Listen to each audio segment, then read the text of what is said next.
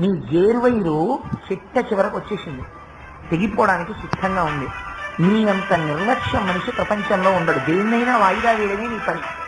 అటువంటి వారు అనుకోకుండా ఆఫీస్కి వెళ్ళి కూర్చున్న తర్వాత మీకు అత్యంత మిత్రుడైన వాడి దగ్గరికి వచ్చాడు, మీరు తాళం చెవులు ఇచ్చి ఏమిటో రాయి ఫస్ట్ గేర్ వేస్తే ఇలా పోతోంది అన్నారు. వెంటనే అతనన్నాడు, అప్పటి వరకు ఖాళీ లేకుండా ఎక్కడో కూర్చుని రోజు ఏదో పని చేస్తున్నవాడు ఆ రోజే ఖాళీ అయ్యాడు.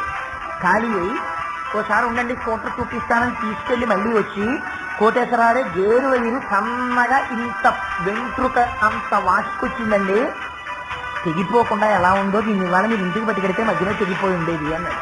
నిజంగా తెగిపోతే మీకు ఎంత ప్రమాదం జరిగేదో. మీరు వెళ్ళేటటువంటి రోడ్డు అంతా ట్రాఫిక్ రోడ్డు.